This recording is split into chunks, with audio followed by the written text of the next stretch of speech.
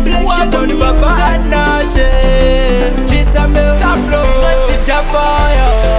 Tambaya Ajo Kori Buyenda Ikoko Inoti Toropa Sawe Kuyenda Kutoropa Warirabo Kune Vanu Vanoropa Asikano Chika Kutoropa Oye Uko Vamwe Barusefa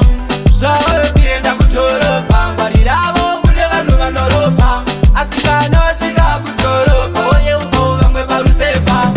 Kana Wachika Ikoko Chakutanga Yeukama Ivako Ngaba Sabude Mufungo Zako Chakitu Zigamisa na yako Paketo Pakazara Mazatinge Shimoko Kaita Ruchiva Ameno Hako Unerioko Wena Iwa Obako Ndokumbira Undinzwe Ndiri Mumwe Wako Sawe Kuyenda Kutoropa Warirabo Kune Vanu Vanoropa Asikano Chika Kutoropa Oye Uko Vamwe Barusefa Sawe Kuyenda Kutoropa Warirabo Kune Vanu Vanoropa Asikano Chika Kutoropa Oye Uko Vamwe Barusefa Oye Uko Amaneja Mwari Usatika Nganoga na Wetamari Kufara kwetu kuyenda kwa koperi Tikasuwa hauyende beri Kodi kuyenda ikoko Inonzi Toropa